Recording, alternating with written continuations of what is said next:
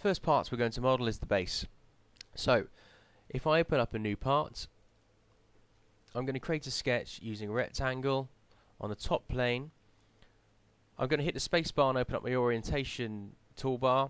I double click on normal 2, it will bring that view flush to me. Now I'm only looking at an XY. If I click on the origin, click a corner, smart dimension, 100 millimeters, smart dimension, 100 millimeters. That's perfect. You'll see now it's black, it means it's fully constrained.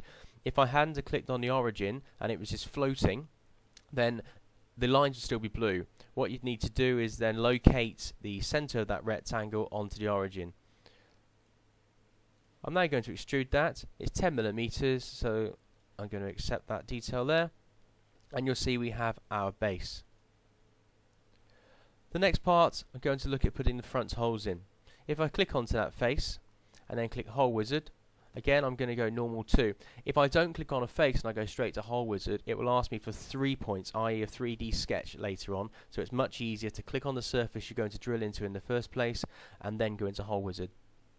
We're going to use a legacy hole because the details you have to put in are actually something that aren't standard. So legacy hole, change it to counterbore drilled. This allows me to change all the information as required. So I'm going to double click on 20 millimeters. We've got a 3 millimeter hole, and that is 70 millimeters deep. We then have a 5 millimeter counterbore, and that's 10 millimeters deep, and also the drill angle. On the drawing you'll see that there is not a point on the end of the drill, therefore the drill angle needs to change to 180. Once you've got that, we can look at positions. Because I initially clicked on the face, it will already give me the position of one hole. So I know I need 2, so I'm going to click on the screen like that, and I'm going to press escape, so it brings me out of the sketch point, because every point I put on there it will think that I want to allocate a hole position to. Then I'm going to just pop in some center lines. This means that you can actually use constraints to locate these holes rather than having to go in and put dimensions onto everything. I just find it's very good practice to use this method. Using the control key, I'm just going to hold the control key down, click on that point, click on this point, and I'll get options available. Now you've got a highlight area here, so I can add different constraints, or on the left hand side I can do the same. So this time I'm going to go to the left hand side, hit horizontal constraint, and then tick. Now I want to constrain that point again using the control key to that line, so I can make coincidence. That's fantastic. And then finally, because we know that the holes are symmetrical around the center, I can hold the control key down and click all 3 of these items and add symmetry. What this now means is if I move one of these lines, these points, the circles will both move out symmetrically. So now I just need to put some dimensions on. If I look at the drawing, I can say, okay, one dimension needs to go in here, 42 millimeters. I can accept that. Back to the isometric view. A good way to check that these have gone in properly, just pop it into hidden details, and again if you can't see that very well, go to wireframe, and there you go, you can see that's gone in perfectly. Okay, the next thing we're going to do, we're going to add the 4 large counterboard holes to the underside of this base. You'll see it's the underside on the drawing. You're looking at a top view, and the outside circles are actually hidden details, so they're on the underside. Therefore, I'm going to click onto the underside, spacebar, normal 2. I'm going to go into my hole wizard, and I'm going to go to my counterbore. Is on our parts list, we know that they are an M5, ISO standard, they're a socket head 4762, M5 normal fit. We can double check these sizes just by clicking show custom sizes. You'll see that the 5.5 millimeters is correct, the 10 millimeter is correct as well. However, the depth of the counterbore is different than what we want, so we can override that. Once I've got that, yes, we're through all.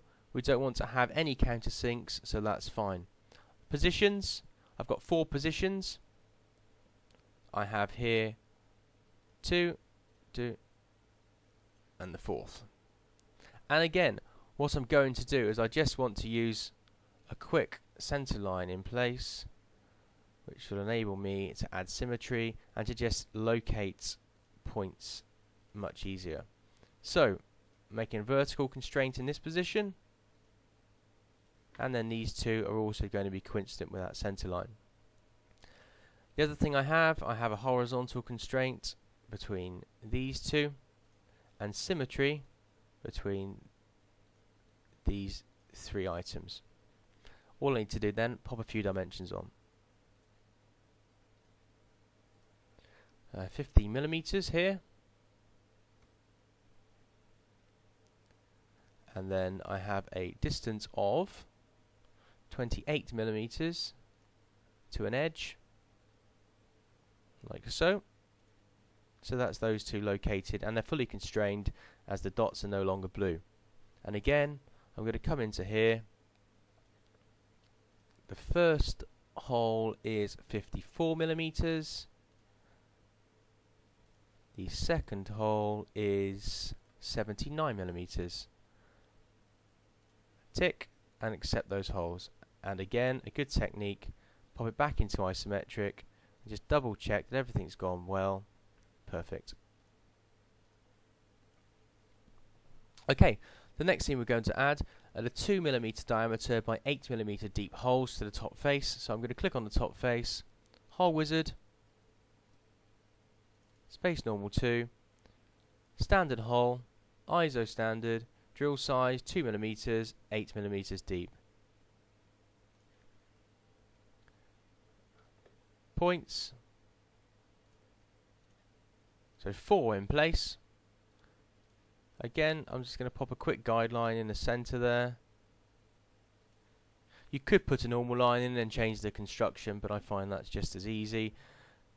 I've got here a vertical constraint, here a vertical constraint, horizontal constraints here and here, and symmetry here. Let's just check things are functioning. There we go. As I move one, now all 4 move. So, smart dimension, if I look at the sizes I've been given, this one again is 42 millimeters from here, and I have a 15 millimeter dimension there, and finally the top, I have a 66.5 millimeters. Again, everything is fully constrained, we can accept those holes.